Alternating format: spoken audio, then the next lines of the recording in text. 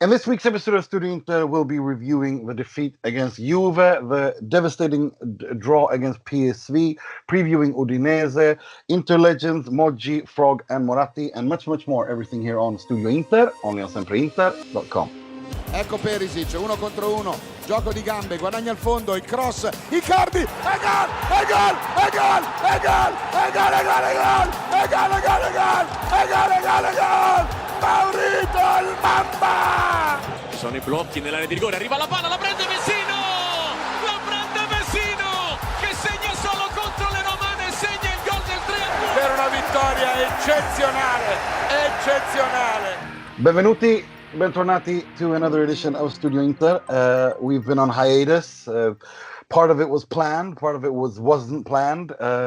But we're happy to be finally back, and we've got a star-studded lineup for you today.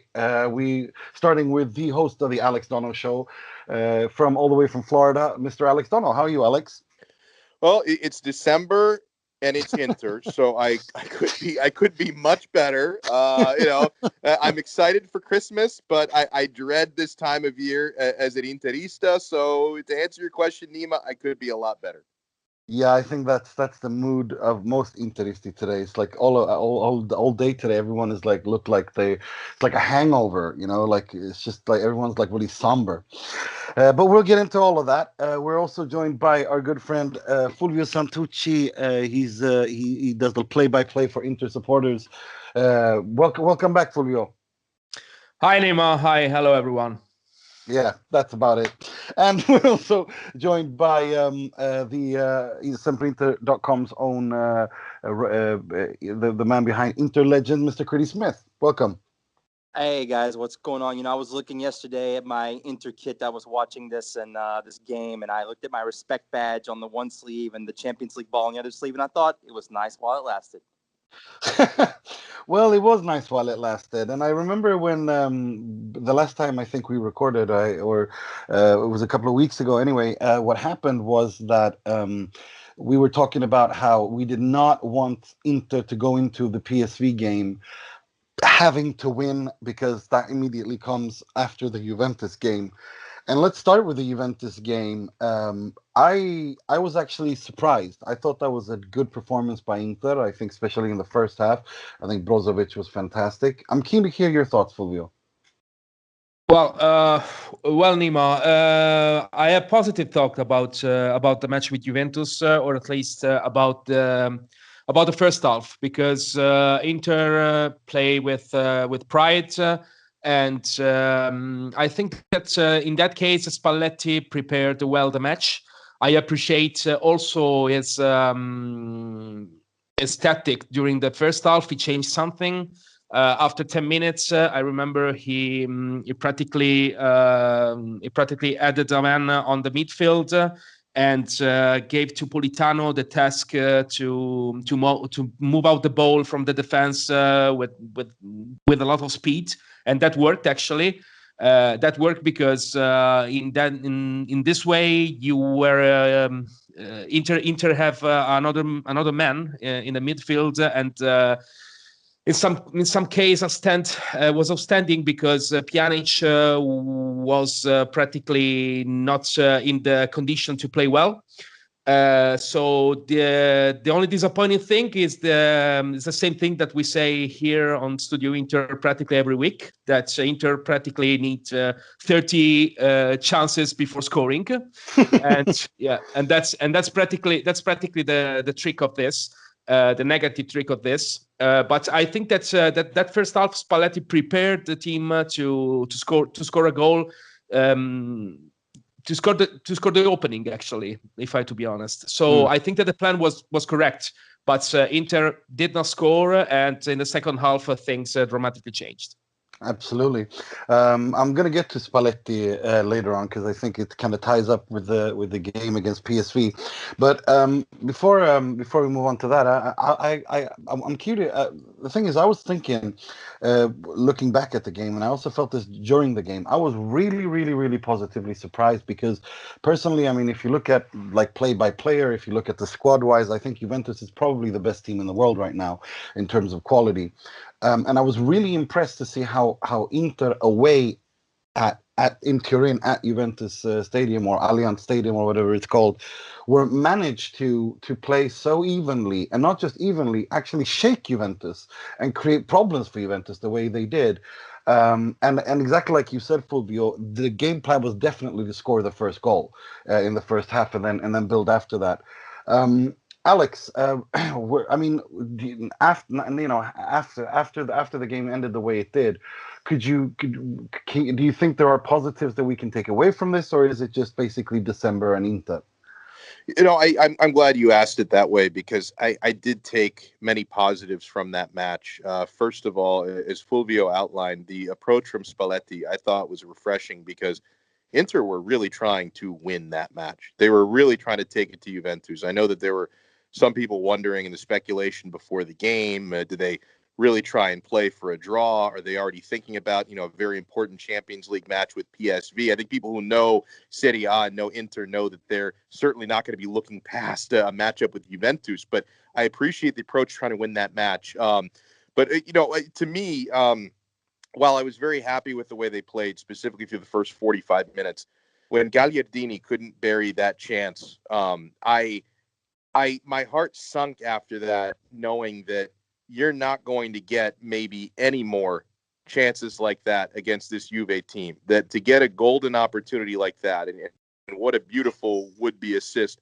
from Icardi to set that up, not being able to bury that in the back of the net. I didn't know if we would ever see a defensive lapse or an opportunity conceded by Juventus to put one on the board. So I'll be honest, I know that was early in the game, before the half-hour mark. But when that happened, I started to resign myself to thinking maybe the best chance here is a 0-0 draw, because the opportunities Inter is going to have to score goals in this game are only going to close up from that point forward. But why I don't take a lot of negatives away from that match. And Nima, you pointed it out that if you go down their squad list, Juventus is arguably the best team in Europe right now. And to have that sort of a mentality, to have so many opportunities and openings in the first half, to play the way that Inter did, at a certain point, you have to resign yourself and just realize Inter doesn't have the horses that Juventus has. We don't have the squad that Juventus has. So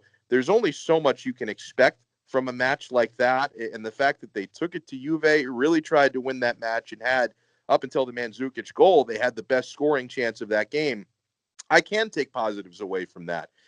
Do I feel great after coming away with 0 points at Juve? No, I feel terrible about that.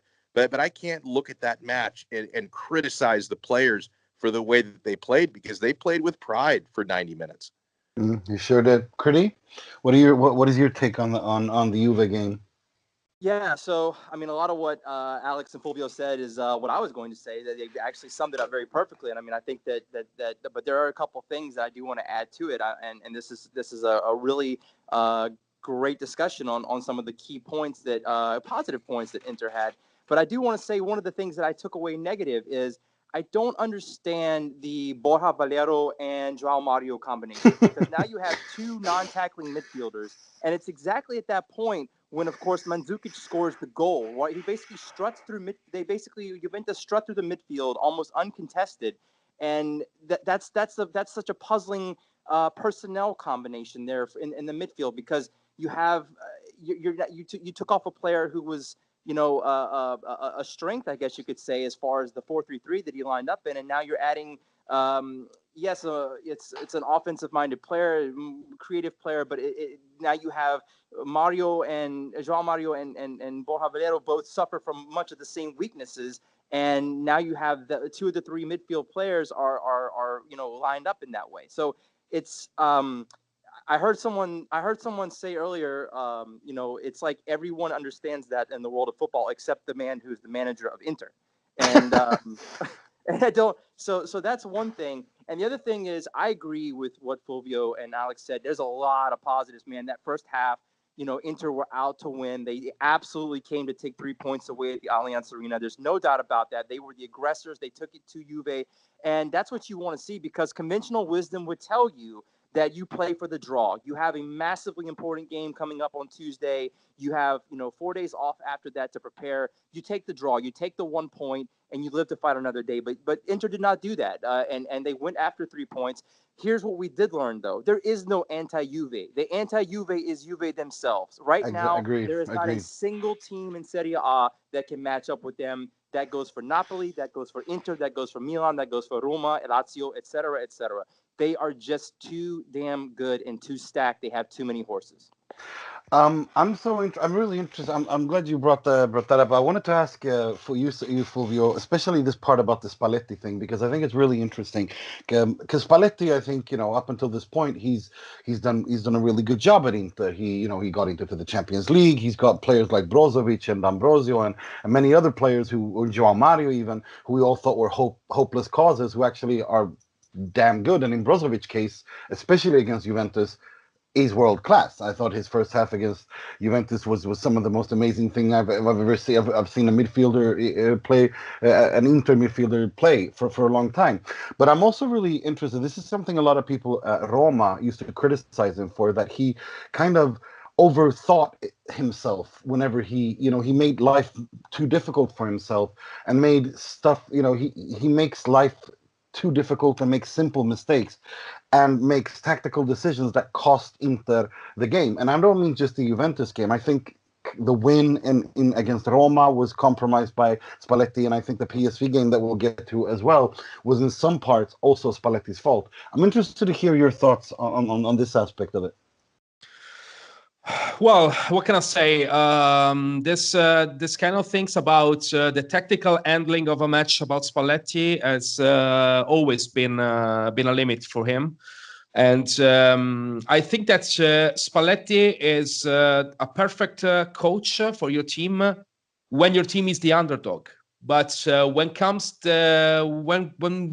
you come to the condition of being stronger, or in other kind of matches, to be the team on the team ahead of another team, and that's when Spalletti struggled a bit. That was not the case against Juventus, but he prepared well the game, and I think that I'm still convinced that the game changed when Politano was subbed. And not because Politano was subbed, but because was subbed by Borca Valero, and that means that you practically avoid to play football with an acceptable speed, and that results in a Juventus victory, because when you reduce your speed against Juventus, it's practically sure that Juventus is gonna win the match.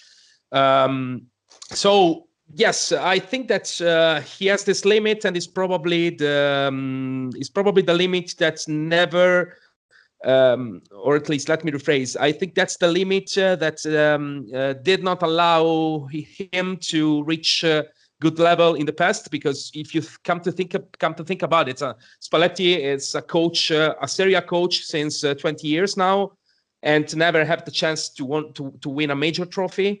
I think that's the only thing was Coppa Italia, Supercoppa Italiana, but still, minor trophies as are considered in Italy. And that's because I think that at some point he refused to face his limit, and this limit is probably too conservative. At some point of the game, he's not going to make that jump. No, it's not going to make that effort to say, okay, now I'm gonna outstand myself. I'm gonna turn my team into an outstanding team, and I'm gonna win the match. It's practically the same thing that happened last year against Juventus, and we talked here on Studio Inter about that sub when Icardi was subbed by Santon. It's practically the same thing, right? And it's the same old story for Spalletti. It's always like that, right? It's a pretty good coach if you have not the pressure to win a trophy. But when it comes when the pressure when the temperature raise, then Spalletti struggle a bit, and I think that we should consider that for the future. Absolutely, and I'm glad you brought that up because I mean we have to address this thing because there's a lot of Inter fans out there who have completely lost their minds these past few days and talking about sacking Spalletti now, and that's not what we're saying. I don't think any of us agree or think that we should sack Spalletti now. I think what we're saying, I think what Fulvio is what you just phrased is exactly my opinion, and that's that Spalletti is a good stepping stone to better and bigger and better things. If you finish seventh and sixth or whatever, and then you want something to stabilize in the top four, top three, Spalletti is your man, but he's not your man when it comes to winning titles.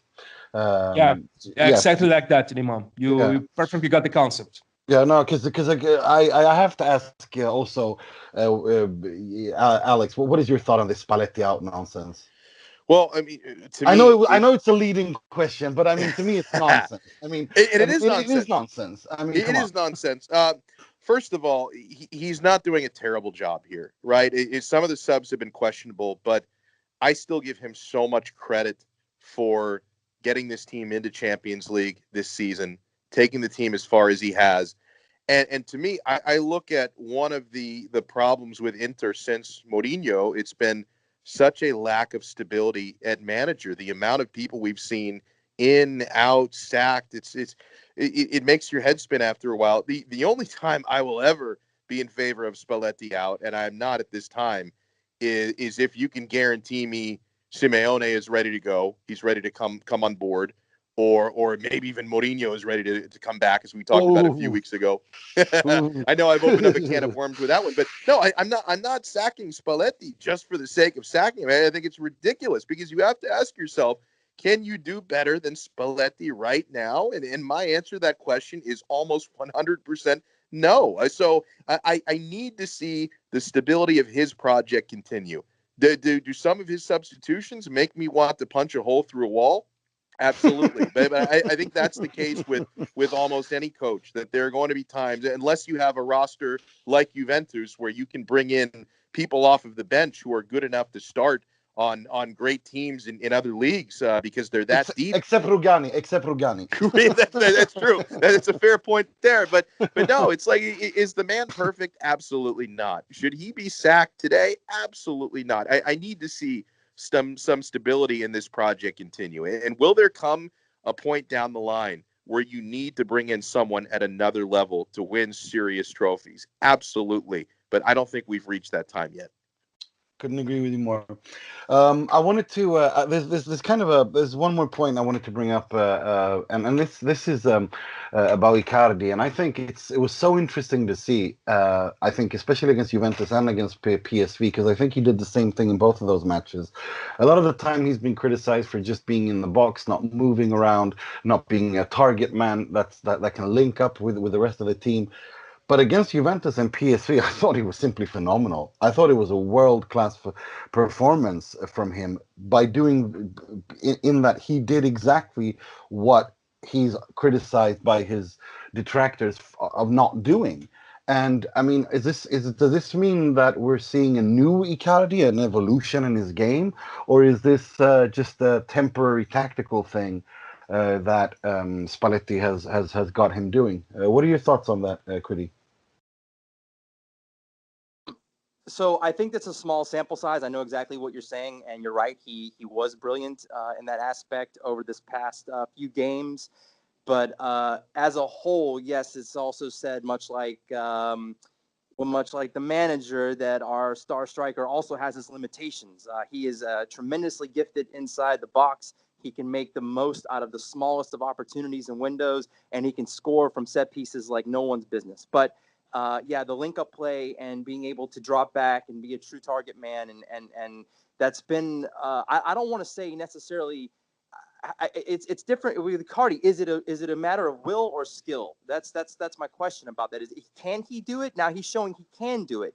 Was he just not motivated to do it before? Is it something that he didn't have in his skill set that he's now acquired? I mean, these are all questions. It's just too early to say that this is a new Icardi. We need to see a much larger sample size. I think if you continue to see progress in this area, it has bothered, I know, a lot of people that he basically just waits to get his opportunity and scores. And you remember the Barca game, the Barca game. is another prime example of that. Is just, you know, for 89 minutes, you know, or however long it was, Inter does essentially nothing, and then Icardi gets one good look, and bam, it's a goal. You know, it's an equalizer. So it's I think that I need to see a little bit more before I can definitively say that this is a new Mauro Icardi. He is obviously world class, just being who he is and who he has been. But if he did add that extra piece onto it, you're talking about a very special, maybe even once in a generation type player. What Well, I wanted to exactly. Yeah, go Fulvio. I wanted to ask you your thoughts. Yeah, because I think I have an explanation, or at least I can try to give an explanation and an answer about the question. So what about this new Icardi? Is how come this new Icardi? Well, I think that for me, playing Champions League was crucial for him. And that's because when you play in Italy, you practically play 80% of, and you play in Inter, of course. You play 80% of your games with teams that are practically focused on defense. And when you focus on defense, that means that you can afford to be far from your team because you can occupy the box. And practically this was the only way that Icardi knew so far. But when the Champions League comes, things change, right? Because it's not like that. When you come to the Champions League, you don't find teams that spend the whole game into the defense, but attack you. So face to face, practically. And at some point, you should find a solution. So the real question was, is Icardi able to change his style of play while playing Champions League? And the answer is yes. He changed his style of play because he needed that solution, and he found in his resources that he had the solution to play with the team. So I think that's that's something that I think is crucial for all players. You need to play against the strongest team in the world to understand your real potential. If you have potential, of course, if you have a world-class potential, and that's exactly what I think happened to Icardi actually. I think that's a really valid point, and the fact that he's the first. Let me just read this out so I don't say it wrong. But he's also, I mean, his goal yesterday against PSV makes him the first Inter player to debut in the Champions League or the European Cup and score in every single home game in the Champions League. He scored 4 goals in 6 first matches. 3 actually. Yeah, first 3 home games. Yeah, first 3 home games. In his first 3 home games in the Champions League, he scored in every single one, and he scored 4 goals in 6 matches. And I'm just thinking, this is a really interesting Inter project. I mean, think of what you can do if you give this guy more chances. If you can have, if it really clicks for him. I mean, he's already 120 goals in, or what is it, 120 goals in 200 matches or something. It's insane. I mean, his finishing is incredible. He's not a dribbler. He's not a Cristiano. He's not a Messi, but the guy puts it in the back of the net, and that's kind of what it's about. I mean, Batistuta compared him. I think it was Batistuta. It was Costa Curta actually who compared him to a mix of Crespo and Batistuta, and I think that's a pretty good mix right there. Nima, real quick, it's a shame. It's really a shame that it's great for us to see, and he's going to be a part of this Inter resurgence, and I do believe that resurgence is well underway. But it's a shame that Icardi spent a lot of his years in the dark days of Inter's history, especially in the last 10 years, last 8 years, because this is a guy who you really should be mentioning in these Inter Legends articles, 10, 15 years from now, that had all these trophies won and all this success. And so far, he doesn't have anything to show for that. And I do hope that those will come. But I mean, this guy is truly, he's a gem of a player, and I can only hope that all the success, that all the hard work that he's put in, and all the managers he's had to watch go through the revolving door at Inter, that things come to a happy ending for him. Agreed. Right. We have to talk about the elephant in the room, because he's been one of the best players for Inter since coming, and we've all praised Ausilio and we've all praised him, but it started against Juventus a little bit, and it completely went off the rails against PSV. What has happened to Asamoah? Because is it just fatigue, or were Juve selling us a Trojan horse? Like, what are we talking about here? Fulvio, what is your thoughts? Well, I'm not the guy who's pointing the finger to Asamoah, if I have to be honest. I mean, his mistake was a a real huge mistake, and no one is denying that. But it's a fact that is playing bad at the moment. But if I have to be honest, it's nothing new for me. Also in Juventus, he had some real blackouts, and after matches played really well. And if you remember, Inter Juventus, when De Boer when De Boer was on the bench and we beat Juventus, Perisic and Icardi, practically we were how can I say, we scored the draw thanks to Asamoah, because practically it did the same, exactly the same play. He lost the ball in his box practically, and that's when we found the goal. So it's nothing new for me, actually. I think that this is something that happened a lot to Asamoah into his career. And the bad luck for us that this yesterday it happened during a match with no return, practically a match with one way. So I don't know. I think that the point is not that Asamoah made a mistake. The point is that due to the Asamoah mistake, all the teams start to the legs shake for all the team, right? Because if you think, well, this is the player with most caps in Champions League that I have on the field. This is my teammate more experienced in this competition, and is making this huge mistake. Wow, that's something, and I'm not able to react to that. Practically, that's what happened to Inter at some point. I mean, for me, what really scared me was not that PSV scored a goal. I mean, they scored it pretty early on. I mean, there's so much left in the game that you can turn it around. But it was Spalletti's reaction. His reaction was immediately to tell everyone to calm down. And that to me tells me the story that there was something wrong in their preparation, because if you have to tell the players to calm down, then just after conceding a goal, there's something wrong in the mental approach, or where the players were mentally, or the feeling that was going around. At least that's my take on it. Well, what's yours, Alex? To me, what happened against PSV, that Asamoah mistake, it's Pazza Inter. Like it is everything you hear about. It's everything you dread. It's everything that comes to reality. To be controlling the early minutes of the match the way that Inter was, to be unable to capitalize on golden scoring chances, and then the second you make a mistake, and in that case it was Asamoah with a terrible mistake. The second you make a mistake, you concede a goal.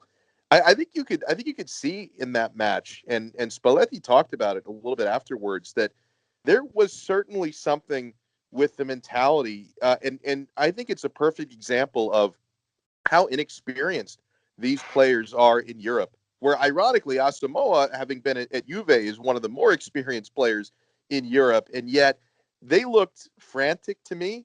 They looked a little bit nervous. They looked a little bit too high strung to me, and it's why, even though you had the possession, you had the pressure, but you didn't really have the quality, a lot of the touches were off. I just thought, to me, I was watching a club that was feeding off the energy of an amazing San Siro, a club that was clearly the better team on the pitch, no question about it. They had 20 shots to 5 shots for PSV, which, the possession was grossly in Inter's favor. It painted a picture there, but it looked like a team to me that doesn't have that poise to win the matches they should win. And I was a little bit surprised. I was thinking we're probably headed for a 2-0 victory or a 2-1 victory over PSV, and then let's hope that Barcelona can do a job against Tottenham and at least get a result. But maybe I should have been a little bit more focused on what Inter had to do and a little bit less focused on what Barcelona had to do in the lineup that they put out there, because I was watching an Inter squad that, to me, they need more European experience before they can close matches in big moments like that. That's a really interesting point. Critty, how now that we've almost 24 hours past yesterday, what's gone through your head? Actually, I'm not. Honestly, 8 points in the group. I'm not disappointed with it, and I'm not really sad about it. I think that Inter, they finished level on points for second place. It's all about goal differential and away goals and all that crap, and that's how they ended up, losing the tiebreaker to Spurs. They had 2 chances to take the bull by the horns, both in London and then again at home. And, they ended up losing one and getting a draw out of the other. They probably were fortunate to win some of the games they won earlier in the competition. And this happens in sports all the time. You have a team that hasn't been to Europe in 7 years, and they're back for the first time. And what I mean by Europe is not the Europa League. I mean the big guys, the Champions League.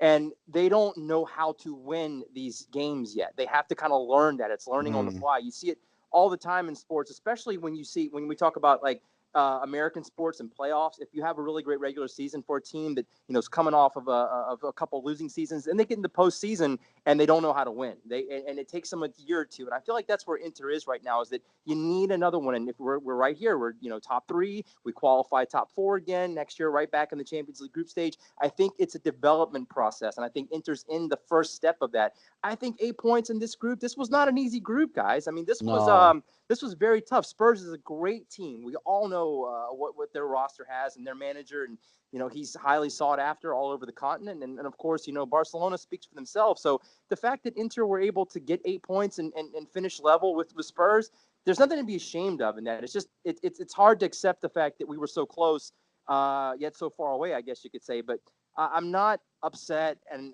the more I think about it, I thought that the effort was there earlier in the competition in the first 2 or 3 matches, and we failed. We don't have that killer instinct yet, and we don't know how to close teams out. And to the second point in this game is this team was so nervous. They were so erratic, and it was like they were all in their own heads. It was kind of like they just didn't know how to get out of their own way. If you look at the shots, I mean, I think PSV had 4 shots, 3 on target the whole game, and Inter was like 20 or more. And it's like, it's obvious who dominated statistically, but of course Inter scores on a set piece again with Icardi, nothing from open play. I just think that they know this too about December. They know all about this dreaded curse, going back to Mancini back in 2015-16, first place before Christmas. And then from there, it's all downhill until a 4th place slide. So I just think that this team under Spalletti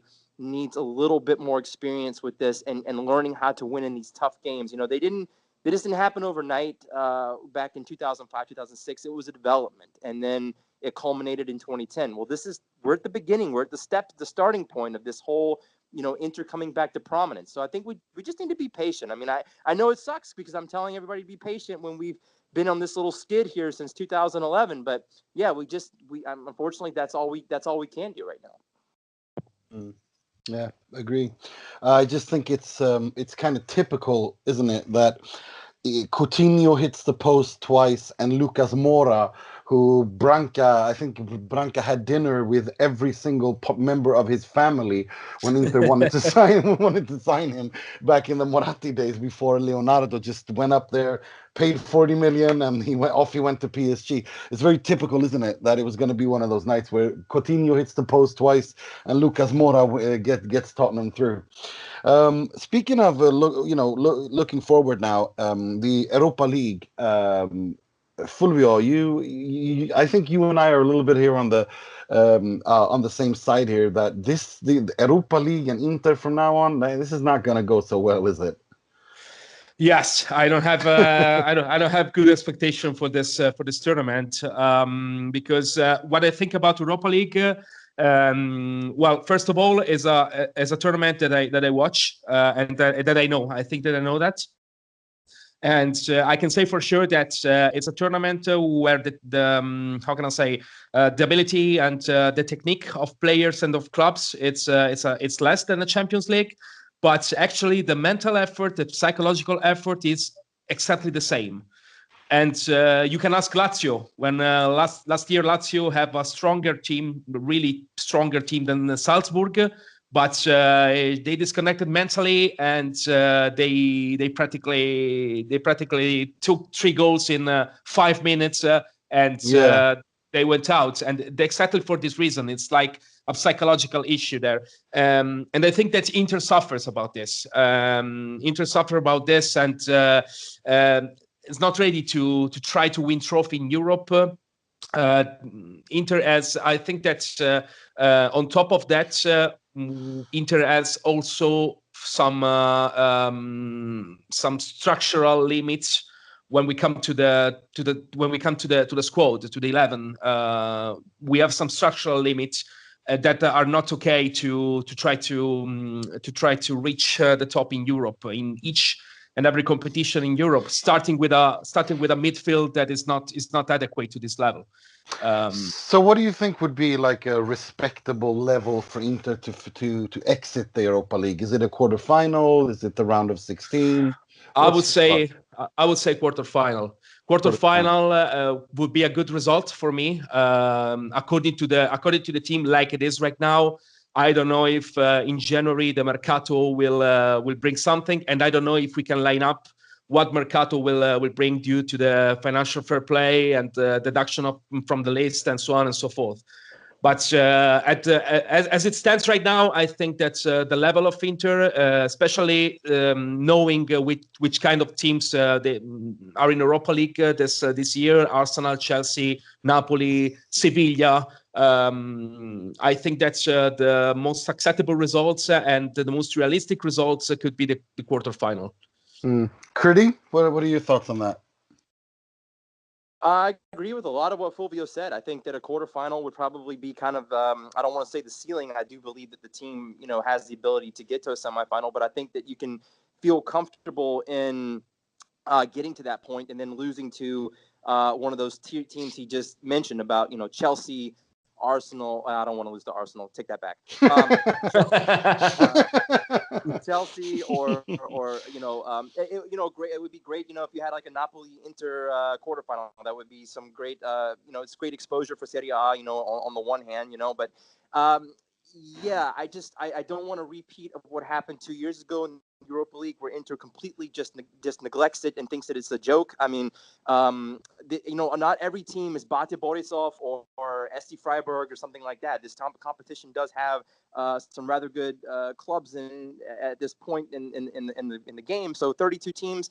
I just want Inter to advance a couple of rounds, and again, all of this is European experience. This is development. This is a chance for Inter to experience this, to travel, to have to, get used to these home and away games, to win on aggregate. This is all a learning process. And so the further you get, it's better for this team. And I expect nothing but more greatness to come out from Icardi in this competition. I think that, I look for him to at least give his A+ effort, and I would hope that the rest of the team will follow suit. But I do agree with Fulvio. This team does have its limitations. The FFP comes into play, of course, as well. Apparently, only Inter gets punished by FFP. Man City and can do as they please. But so Inter will have to obey their masters at UEFA and bow down to whatever they tell us, and so that's going to obviously not have us at full capacity. But yeah, quarterfinal, if we can get there, I would honestly, guys, if we can get top 4 in a quarterfinal in the Europa League, I think it's a decent effort this season. Yeah, agreed. Yeah. Agreed. Alex, what are your thoughts about the Europa League? I personally think of my experience down in Milan with 600 people at the San Siro against Nefci in that bizarre, the most bizarre experience I've had in my life in Milan, where you could hear the players talking. It was bizarre. Right. So let me. What are your thoughts? Well, sure. I think Fulvio and Critty made great points, especially to the point where, Europa League is not where any of us want to be. It's not where the players want to be. It's not where Spalletti wants to be. It's not where the fans want to be. But I think it's very important to keep a strong mentality and don't just give up on Europa League, because like Critty mentioned, it is experience, European experience. This is a team that, of course, we do strongly expect to be back in Champions League next year. So make the most of this experience to try and get yourself ready for high-level European play. The other thing that I keep looking at, guys, is, to me, if Inter has mental lapses and doesn't take Europa League seriously and gets humiliated there, I worry about how that mentality can rub off on the rest of the Serie A campaign, because I don't know yet. Certainly they have a stronger squad list this season than last season, but I don't know yet if they have a stronger mentality this season than last season. And I'm worried that if they give less effort in one competition, if that is going to carry over into the way they perform and the attitude they have in Serie A, where, right now a lot of people are taking top four for granted for Inter. I still just want to get out of December in the top four at this point and hope that they can stay a competitive, strong side. But I don't want this team to take Europa League lightly, because that mentality may rub off on the way they play in big Serie A matches.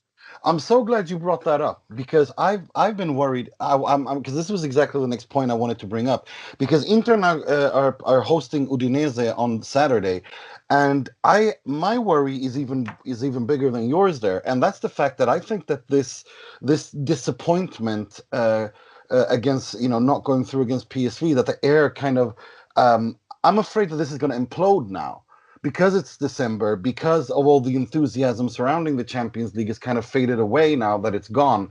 I'm worried that it can already start impacting the performances in the Serie A.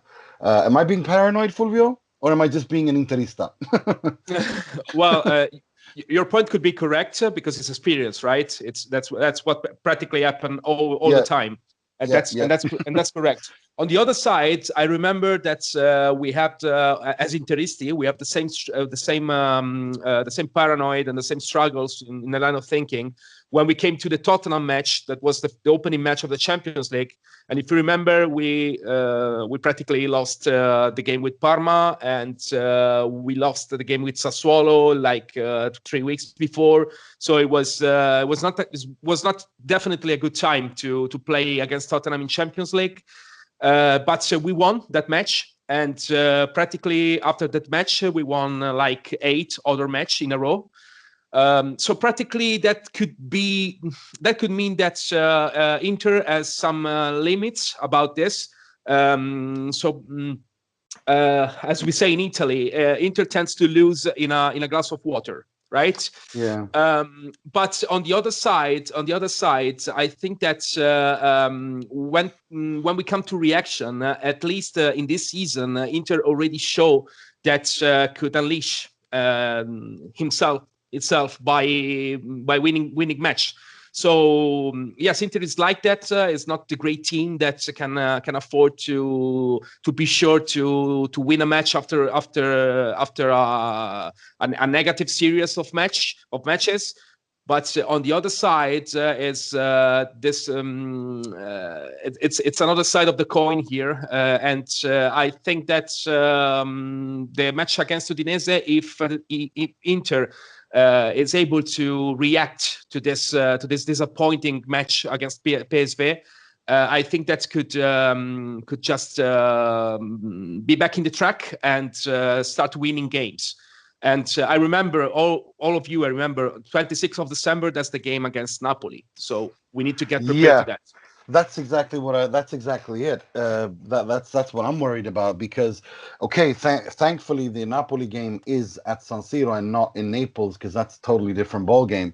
But having said that, I mean, Udinese, they're not having the best time right now, but they're a tricky team. And if we talk about bogey teams, remember last season, Inter were going, winning games all the time, and we're just gonna, played really well against Udinese, and we're just gonna destroy Udinese. It started really well, and then Inter started losing. It was around this time of year. I mean, we've seen it happen before. Well, okay, sure, Inter have come a long way since exactly 12 months ago, but there is a risk there, and that risk kind of bugs me. And this is again what you said, Fulvio, a couple of weeks ago, that Inter have to wrap up, everything concerning the Champions League before the Juve game, because after that, Nima, actually, you just read my mind, because I was actually going to bring up that exact point, that it was almost a year ago to the day that Inter, I believe at the time, were still undefeated, I think, in Serie A, and I know they were in first place. And where did they go? They went, they played Udinese, and I believe lost 3-1. Yeah. And Lasagna and company, not spaghetti, but lasagna. He and his lads took us down, and that began a series of a miserable January, and I believe even into February, that Inter really struggled to come out of until the spring to get back in and obviously until the very last match day, in fact, against Lazio. But Udinese is another one of those Sassuolos and Torinos that you have to watch out for. Yeah, Alex, I mean, of all the times to play Atalanta away or Sassuolo, or sorry, Udinese, it's really the worst time now, isn't it, after these results?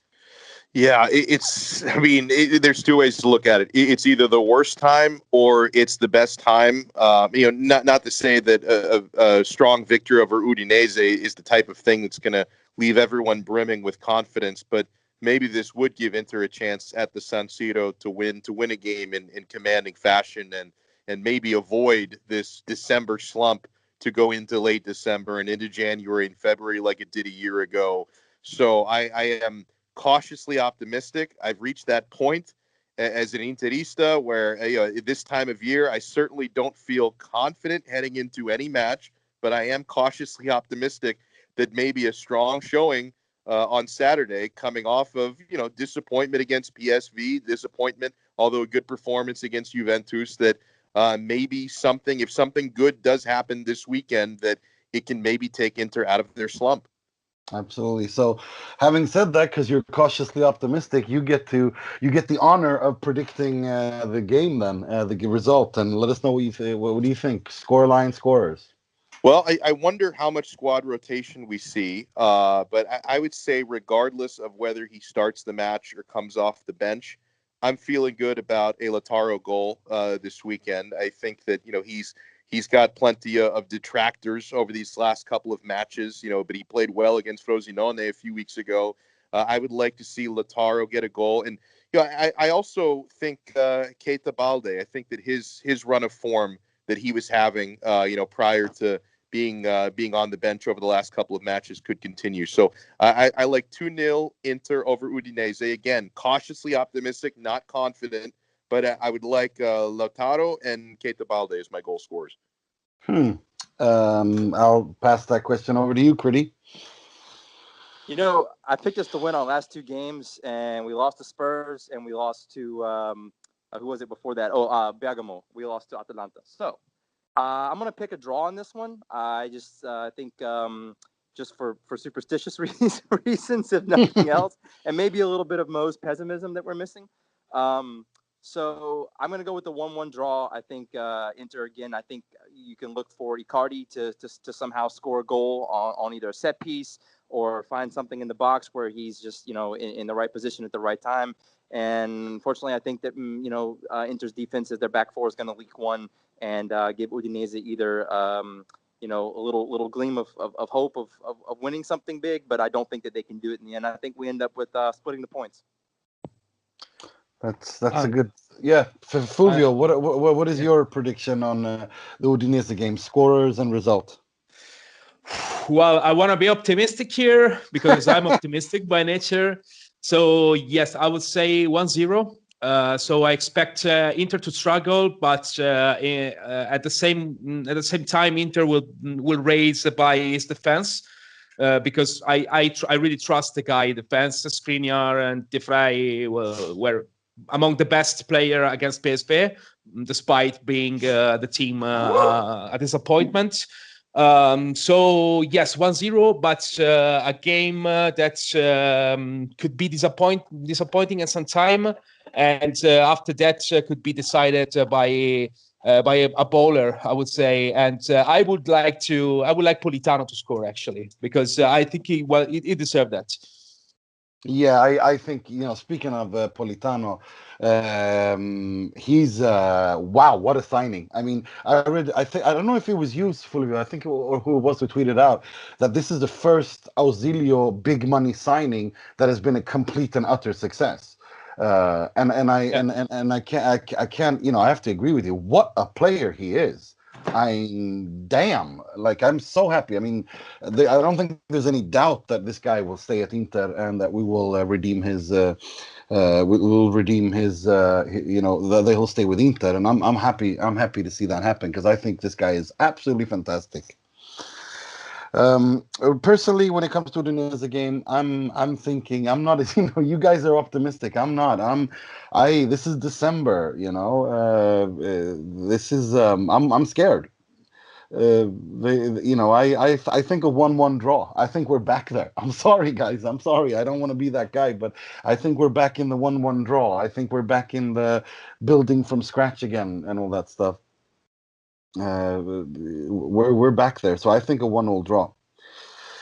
Right. Now it's time for us to go walk down memory lane and look back through the glorious history, Inter's glorious history by highlighting an old player or a coach or someone worthy of being an Inter legend with Mr. Critty Smith.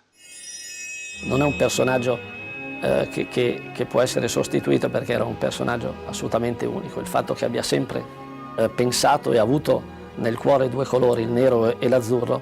Oh, guys, we're talking about all this Inter struggling right now and maybe being back, quote unquote, back there. And let's go back there. Let's talk about when Inter was really, really good.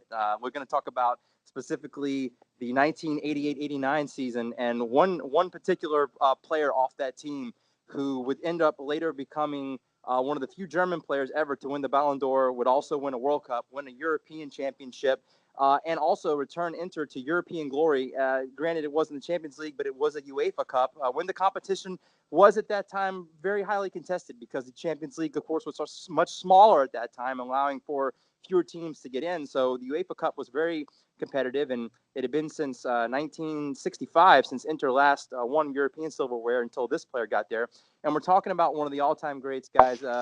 He could play midfield, he could play sweeper, he could play forward if he needed to. We're talking about Lothar Matthäus, the sort of the German utility man, one of the true greats, appeared in 5 World Cups, has the most caps by far in German history. And, you know, this is a player that really could do anything that Giovanni Trapattoni asked of him. It was he almost, it was, you know, like a Swiss Army knife, so to speak. He could line up anywhere. He could play any position, especially in the outfield. I don't know how he was in goal. We never really got to see that, but you know, he's one of those guys that really restored glory back to Inter. He helped after an almost decade-long drought of not winning the Scudetto. They won that in 1989. And it was with him and Andreas Prime coming over with the first 2 signings that Trapattoni made for the international players. And back then, of course, Serie A teams could only have 3 international spots on the roster, so you had to be very careful about who you selected.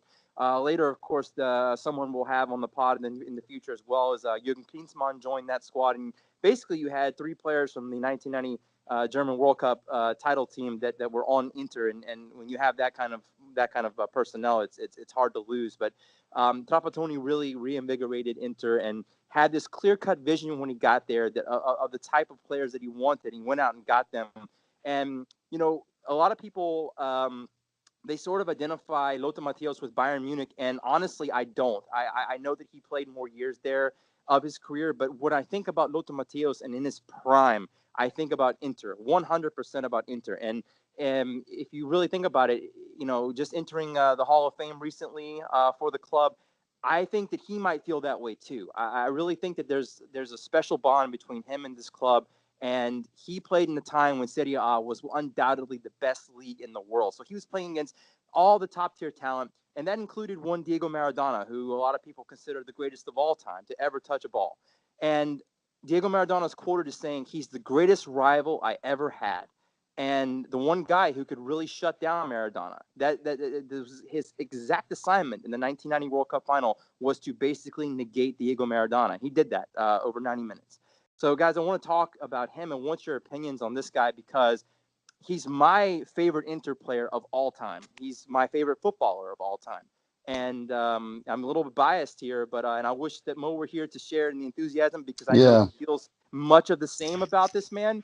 But Nima, let's start off with you. What do you think of when you hear Lothar Matthäus as it pertains to Inter? I mean, that Inter side that he represents, the Inter dei record, the Trapattoni Inter, the Zenga, Riccardo Ferri, Bergomi,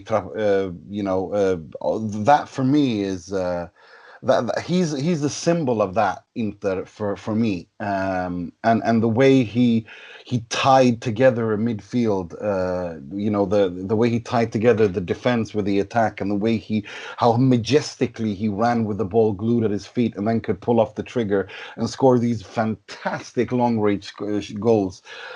He was majestic. That's the word that pops into my head when I think of him, with the way he plays, when he played majestic. He had like a royal aura about him when he played on the pitch, and for me, I mean, he's the reason, that Inter and him and Breme are the reason why I became an Interista. So for me, is the guy's a complete legend. I mean, he's sure he didn't, the way he left Inter, maybe he dipped a lot before leaving Inter, but the way he dominated the Serie A, which back then was the best league in the world, the way he dominated the midfield, and you had Maradona there, exactly like you say. To me, that makes him one of the greatest midfielders to ever wear the Nerazzurri shirt. Yeah, I totally agree. And Fulvio, maybe if you could comment also on this, and I want your thoughts on this, but I also don't want to overlook that 1991 UEFA Cup, because I do believe that was a very, very prestigious achievement for that team, particularly as far as that competition went at that time. Well, when we come to Lothar Matthäus, practically we come to my childhood, because I'm from 1983. And so I really was a kid when Matthäus played with Inter. At the time, I did not tend to consider a player for his strength, but for the sympathy, And I remember that at that time I was really into Nicola Berti, because it was practically the greatest rival of Milan, of AC Milan. But still, I joined actually. I enjoy Matthäus afterwards in the years with Bayern as a player. I mean, to value him. So it was incredibly class player as a sweeper, probably the last great sweeper that the football have seen when Baresi practically was retiring. Yes, I remember that it was a really special player for a lot of reasons, and I did not realize that was the best player in the world at the time. But yes, of course, if I'm so in love with Inter, it depends by him. Alex, I know that you said your father grew up Interisti, and of course you got that from him, just passing it down. So did he has he ever talked to you about Lothar Matthäus, or what are some of your memories of Lothar? Well, my dad was a great fan of Andreas Brehme, to be honest. So I received a lot of witnesses about Brehme. But what my dad said to me is that Matthäus practically was a game changer. Was literally a game changer. So was practically the guy that the team rely at the time to change every single game. And it could happen with in a lot of ways, according to the stories that I heard. And of course, I saw some images, and I know that it was really a good player. And yes, actually, I have this regret to lose in some way this great player playing with Inter. But I remember that from my heart and not from my head. I don't know if I set my point, but still, it's yes, it is an unforgettable player for us. No, you absolutely did, Fulvio. Alex, your dad was Interisti too, right? Yeah, oh, absolutely. And for me, born in '84, some of my great childhood memories were Lothar Matthäus led squads, and to the point where he's the only former Inter player that I've had a chance to get to know a little bit on a personal level in recent years. He's an ambassador actually for Bayern, and I have some friends who work with that organization in the United States, and so I've had the chance to meet him a couple times. I've had the chance to have him on my show, and just to echo something, Critty, that you were saying when you were really running down his legendary status, I can confirm 1,000% that Lothar still has love for Inter, that it's something where I think maybe to most people, he's more synonymous with Bayern. I think he acknowledges that the most crucial years of his club career were spent with Inter. And he's always said that, having the opportunity that he had in the late 80s to go and play in Serie A, which was the absolute premier league in the sport at that time, and to compete on the highest level with Inter, it's something that's always special in his heart. So I think it's been very neat for me, to know that even though, Bayern fans consider him to be, their great ambassador, he has a special spot in his heart for the Nerazzurri, and I can confirm that 1,000%. Yeah. Well, I think it needs to be said, Alex. I think it needs to be said that you went to a Bayern Munich event to meet Lothar Matthäus, and you were wearing an Inter shirt. So that is it was amazing. I was at it was great because I again, like he was in town here in Miami where I live for a Bayern watch party. And, I knew that there were literally about 300 Bayern fans all wearing Bayern shirts, Bayern scarves. And I stroll in here wearing an Inter jersey that I wanted to have Lothar sign, and he graciously signed it for me. And I got some dirty looks that day. I did have to wear a Bayern scarf to camouflage a little bit, but that was your entry. Yeah, your but entry in was a Bayern scarf. It was my entry in was a Bayern scarf, even though I'm wearing the blue and black underneath. And yeah, so I do have, one of the few pieces of sport memorabilia that I have is a signed Inter shirt by Lothar. So it's something I treasure. Well, that's my fantastic, God, man. that's amazing. What a story. Yeah, I think I would. It's the only time I would be like I would be completely giddy. Yes. I mean, Lothar is Lothar, for crying out loud. I have a friend. I have a colleague who I'm incredibly jealous of, because Lothar actually spoke to him. He was addressed by Lothar. They were at the press stand. Yeah, he was covering. I think it was the World Cup. No, it wasn't a World Cup. It was I think Champions League or Europa League or something like that. And he's a commentator here in Sweden. And Lothar touched him and said, "Can I borrow your iPhone charger?" Or actually, as my friend says, he said, "Lothar doesn't ask. Lothar takes." So Lothar touched him and said, I'll borrow your charger for a minute." And then he just took it from him and he charged it. And I was so jealous, and I'm extremely jealous now. Right. That's hilarious. If Lothar said, I borrow your shirt for a minute, you'd say, "Yeah, take it off." No, yeah, because I told him, I was like, "What, did he ask you?" He's like, and I got the text back saying, "Lothar doesn't ask, Lothar takes." Yeah, so that was yeah, but I mean, the guy he's a legend. I mean, what are you gonna do? He's I mean, these players with the charisma, isn't it? Like the charisma these people have. I mean, it's just unbelievable. Lothar was one of those guys. Right. I thought let's move on to the part of the show where we pay tribute, rip the piss out of, and criticize someone or something heavily in the world of football. Starting with the Moggi of the week, which will be presented by Mr. Fulvio Santucci.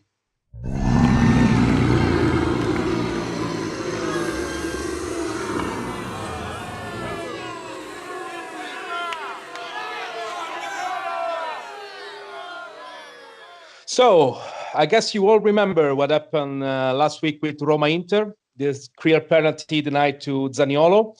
And that's our story begin. I mean, it's fair enough to complain about that. That was unacceptable in a match where Bar was watching, should double check. We all agree with that.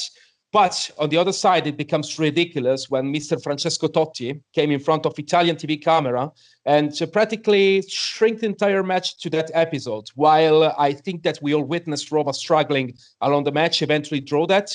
And it was a fair draw, but still a draw. I mean, come on. So what's the collateral effect of this? When Totti says something, all Roma supporters agree with him unconditionally. And then the result is that we had for a week Roma supporters pointing at Inter supporters about being stolen by a sure victory. And that's nuts, according to the match we all saw and we all watched. Well, A week later, so we come to the last weekend. Roma happened to play against Cagliari, so low table side. They doubled the lead at some point.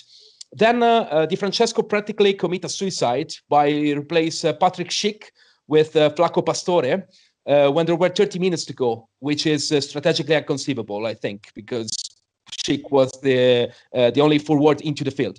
So what happened? Cagliari started to come back and found a goal scored by Ionita with 5 minutes to go. Then Di Francesco decided to insert his fifth defender. And that's when the 2 Cagliari players was sent off at the same time just for complaining with the referee, which is exactly what happened every single time in Italy when a club complains with the referee in the previous week. It's called compensation. You made practically a second mistake against the first mistake to cover the first mistake. I don't know if it's clear, but still, it's like that. But it is clear. I call it the Italian okie doke. It's basically 2 mistakes, 2 wrongs make 1 right. Right. Exactly. The concept is perfect. But since we all know that karma is a bitch, what happened? Cagliari draw the match at the last second, 9 against 11. And that's exactly what happened when you cover your weaknesses with an alibi. So that's why, Roma, you are the Moggi of the week. So accept it. Or to say in the Roman way, stace, which is exactly the Roman way to say accept it. Love it. Absolutely brilliant, Fulvio. That was fantastic. Brilliant Moggi. Right, let's move on to a slightly more comical thing. This week's Frog, which will be presented by Mr. Alex Donno. È clamoroso! Autogol di Ranocchia! This is historic. What a discovery. There actually exists in Milano a calcio academy known as Centro Sportivo Frog, also known as Frog Milano. It's an FIGC recognized calcio school, which apparently is also the home of an Udinese academy. I'm trying to dig deeper to see if Andrea Ranocchia is in any way involved, if he's the CEO, if he lent his nickname to this project. But to me, knowing and keeping in mind, guys, I have a 9-month-old son, so he's a little young. He can't walk yet, so he can't quite kick the football. But as soon as my son is of age, I am shipping him to Milano, and I am sending him to Frog Milano. Just the fact that this exists. And guys, if we're looking for a sponsor for this segment, I think we need to get Frog Milano involved in this. I thought this was a treat. I'm not sure, Nima, if it was you or Fulvio who revealed this on our group chat. It was me. Well, Fulvio, A+ work, sir. This was an amazing find that there is actually a calcio center, Frog Milano. The next time I am in the area, I will find Frog Milano and pay my respects. I need to see this place in person. Okay, so for your information, it is in the south of Milan, so practically on a suburb on the south of Milan. I will make the trip. I don't care. I don't care if it's as far south as Napoli. I will make a trip to Frog. Yeah, and the full story is that actually I played against Frog Milano when I was young, when I was 14 or 16, something like that. So I know that exists for sure. Yeah, so it was actually Fulvio who introduced this on Twitter. So I think Fulvio should explain the whole Frog Milano phenomenon. What is this? Well, I don't know. It's like I actually did not expect the success, to be honest. But no, the thing is that I was searching for a team that is known into the area, and actually here in the neighborhood of Milan, everybody in their childhood or when they was teenager played against this Frog Milano that originally was called Frog Montegani, because come from Via Montegani, that is actually a street in the south of Milan. Yes, I was searching a name because the concept was that you're complaining because we lost against Juventus, but Juventus is not Frog Montegani, right? So I was searching for a team that have an hilarious name and that could give a force to the concept, and this Frog Montegani came. So I actually don't know why they call Frog and Frog Milano. What do you think about the Frog? But yes, it always been hilarious to me. Like it's to you now, guys. So I'm glad that you appreciate that. Oh my God! When you tweeted it out, I fell apart, and that's when I put it in our WhatsApp group, and everyone was like, "What? What?" It was brilliant. It's like after this, I was thinking after this we have to almost retire this segment of the show, because there will never be a more ultimate frog than the frog FC Milano. I mean, it's just it's the pinnacle. Right. I know you got to run, Fulvio. Thanks so much for coming. For being on the show. I know we ran over time a little bit. So thanks for coming on. And before we wrap up everything here, it's time for the Moggi of the week. Sorry, the Moratti of the week, which I'll be presenting myself. He works a lot, he's intelligent, and he surprises people sometimes with his ideas. Not easy to find one person of this qualities. Yeah, so this, after despite everything, before we started recording, I think you said something, Critty, that really got to me, and that was like how far we've come in such a short period of time. To see 65,000 people against PSV and the atmosphere they created, and like you said as well, Alex, during tonight, how how this team was built, was running on the enthusiasm of those fans.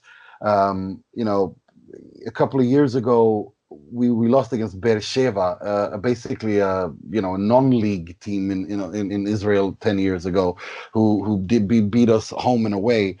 And to just the progression that this club has made these past few years, and especially the fans, and how they can lift this team, and how interconnected they are, no pun intended. That for me is the Moratti of the week, and although we're disappointed today, just think about how really horrible things were just 2-3 years ago.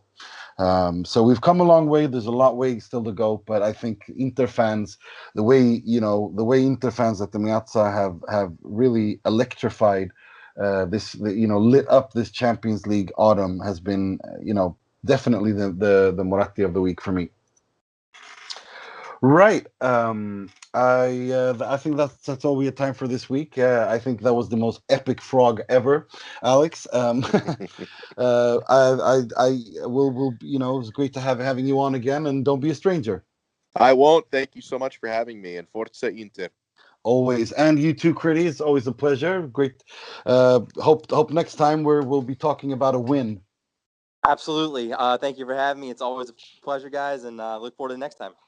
And also check out Inter Legends by Critty Smith, which will be coming soon in video format on our YouTube channel, SempreInter.com, SITV. Check that out. Until next week, I'm your host, Nima Tavale-Ruzzari, wishing you all a good week, 3 points, and sempre e solo Forza Inter. Forza Inter!